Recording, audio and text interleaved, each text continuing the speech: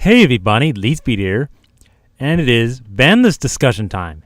Now, as you know, I usually like to do videos discussing my thoughts on it, and I usually don't upload these in the same day as everybody else because, I just want to kind of take some time and talk about these more in depth, not go for like 2 minutes. I mean, everyone else is kind of doing that, so I want to talk about my personal thoughts on each card and maybe why I think certain's banned, limited, etc., even though I may be wrong, because we can be wrong, right?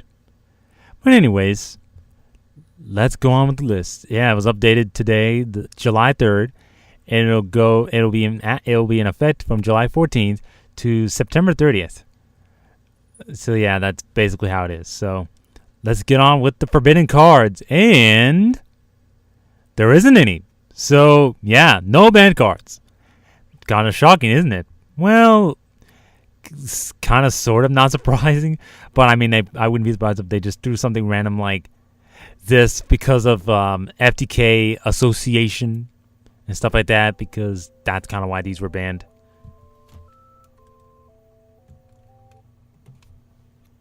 And that was my phone going off. Sorry about that. But anyways, yeah, nothing's forbidden. So very interesting. Now we're going to go to the limited cards. And now the limited is very interesting because, yes, Goyo Guardian. It was forbidden, but now it's limited. Oh my god, Goyo Guardian. I remember a long time ago when everyone got trolled by, by, I think it was Satoshi or something like that. He leaked the Japanese ban list before it actually is like on Shriek or something like that. So usually we kind of know what the list is going to be before it actually is official or whatever. And I remember everyone getting trolled by, Goyo Guardian being at 1 when it really wasn't. And then everyone went apeshit, started buying Goyo Guardians, and yeah. But I suppose if you have one, then you're good because it's at 1 now. So if you've held on to that Goyo Guardian for like years, well, wait no longer because come July 14th, you can use him again. So this is very interesting. He's one of the best older synchros that we know about. So we'll just have to see what he does, if he makes an impact. Some people say, yeah, he might be too strong, but we shall see. And Geargiagear. A lot of people have been talking about Geargiagear being limited because it's basically just, summon 2 Geargian monsters, their levels go up by 1. You get the Geargianos, they become level 4. Next turn, make Geargiagear X, search more cards. Yeah, that's pretty crazy, isn't it? And yeah, I guess Konami thought the same way as everybody else did. So there's not much I can say about that. I mean, Geargiagear will still be good. They're just not going to have this card as frequently. Not as frequently, at least. Now we have the semi-limitation. Magician of Faith at 2 from 1. I guess that's fine because no one was really using the Magician of Faith. Now, for the record, that does not mean that I don't. Okay, before anybody talks about Dark Magician of Chaos, while they are similar in certain ways, I'd argue that Dark Magician of Chaos is much, much better. Like, in every aspect of the word. For several reasons. Which I may or may not do a video about that. So, yeah, I may leave you to figure that out. But I might do a discussion on it. Maybe. But yeah, Magician of Faith. I mean, she doesn't see that much play. And unlike D-Mog, she doesn't do much by herself. So that's kind of a thing you have to keep in mind too. And because of because of certain spells that are banned, I guess it's okay. Although we have like Soul Charge and stuff like that. I don't know. We'll have to see. Just because no one's really using it. So yeah. Formula Synchron. Very interesting. A card that was at 1 for the longest time. Especially because of decks that, just abused the heck out of Formula Synchron back then. But I suppose with the Shooting Quasar Dragon reprint on its way in the Legendary Collection 5Ds, and just junk double decks being able to use this kind of monster, it's obviously very welcome. So we'll just see what kind of impact Formula Synchron at 2 will have for the game. And here's one that I never thought I'd ever see semi-limited ever again. Reinforcement of the Army. Reinforcement of the Army is like one of the oldest staple cards that we've had in the game. Lets you get any level 4 or lower warrior monster right from your deck to your hand. Very simple, isn't it? But it's actually quite a powerful effect. I mean, we have a lot of warriors in the game. We have like DD Warrior Lady. We have like the 6 Samurai monsters. We have the Elemental Hero monsters. We have the new Satellarknights coming out in the Duelist Advent. Or the Duelist Alliance with the TCG, rather. Because the names are different. Because, yeah. Religious name thingy-bobber. We can't have that. I don't know. But basically, yeah, the Satellarknights are all warriors. So, yeah, that's going to be a big boost to them. But if anything, I'm just kind of like, this is just more of Konami pushing the Noble Knights. Because, you know, every Noble Knight player that I know of, just about all of them that I know about, basically talked about how they need a ROTA that is not named Ignoble Knight of High Losselin. You know, basically a generic ROTA type card for Noble Knights. Well, Konami's basically kind of doing that, although it's kind of for all warriors that are level 4 or lower. So yeah, this will add a bit more consistency to the deck, but we'll have to see if this does help them like everyone kind of expects this to.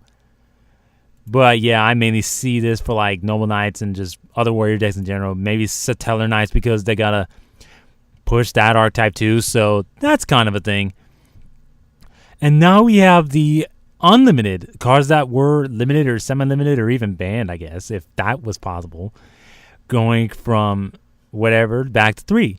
Dimensional Prison and Mirror Force. Dimensional Prison was semi-limited a couple of lists ago, along with cards like Bottomless Trap Hole being at 1, Torrential Tribute being at 1, Compulsory Evacuation at 1, Solemn Judgment banned, Heavy Storm banned, Monster Reborn banned, you know, stuff like that. Like, they did a huge overhaul on that list. They pretty much hit a lot of cards, banned quite a lot of cards, and yeah, Dimensional Prison was hit as well as among the staple traps because Konami didn't want you really, I guess they didn't want you running 3 Dimensional Prison to make up for the lack of a Bottomless Trap Hole because, you know, it's only at 1 now. But yeah, I guess because the Fire and Ice Hand are still in the game, they decided to maybe put this at 3 to allow you to deal with them and, you know, deal with them that much easier because if they attack, you just go Dimensional Prison and there you go. And that would be their excuse, I guess, to not hit the Fire and Ice Hands, even though I don't think they should have been hit. Well, they should be really hit, except maybe semi-limited or something like that, but I don't know. But, yeah, that's just my thoughts on Dimensional Prison. Mirror Force, I remember when this card used to be really, really good, that it was, like, limited. And it was at 2 for a while, and now it's at 3 again. I guess because this kind of effect isn't as good anymore. Especially when you consider that not everyone's even playing Mirror Force, and if they do, they run like maybe 1. But I mean, the card's still good. Just the effect just might not make as much of an impact unless you're just playing against players that like to overextend and they just run into a Mirror Force and they basically lose because of that. So that's kind of a thing. But yeah, that's the list. It's not much has changed, but I still wanted to kind of give my thoughts on those cards and, you know, what I think about them, why they probably were the way they are and stuff like that. Like, I guess with like Goyo Guardian, I guess it's just kind of like some people, you know, made the argument that you have to destroy a monster in battle in order to take that monster. As opposed to something like number 11 Big Eye, which basically could just attach an Xyz material and then take an opponent's monster, no matter what mode it's in. So, yeah, I guess it kind of makes sense there because you had to attack into something. And when you have a lot of cards like Dimensional Prison being at 3 now, I suppose getting an attack in with him is very difficult sometimes. But I debate that he's still really strong, though. He has 2800 attack, which is the highest of any level 6 synchro we have. So that's something you have to keep in mind as well. But other than that, yeah. Mermail wasn't hit. I mean, I didn't expect anything to get hit. Because, I mean, it wasn't until, like, recently that Mermail started to see a lot of play. I mean, they got, like, first place at one of the European World Championship qualifiers or whatever. I think a Mermail build got first place. But, yeah, I don't know. I mean, it's obviously still good, but I don't think it's, like, dominating as much as like something like Lightsworn Rulers were. And obviously they're not hit because, well, the new structure deck just came out. And I think that after the upcoming format, we'll see what happens with Lightsworn Rulers. And I guess whatever comes out during that time as well. So, let me know what you guys think about this. And yeah, I mean, were there cards that you wanted to be unbanned and stuff like that? I mean, again, I may or may not do a discussion about DMOC and why I think he won't come back at all. But, well, at least not for the TCG. I mean, I don't even think the OCG is going to bring him back. As crazy as their meta is, I don't think they're going to do anything with the DMOC.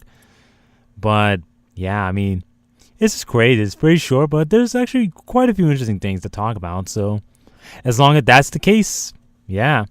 I suppose the most interesting things were the semi-limits, because reinforcement being at 2 from 1 after, like, so many years is very interesting, I guess, just to push the Satellarknights, and because that Noble Knight box set is to be released in November this year, I guess this is just kind of another way to push the sales for that, because if you have 2 ROTA, well, obviously you're going to run 2 ROTA because you want to get to that Noble Knight Madrot very quickly. So that's one way to do it.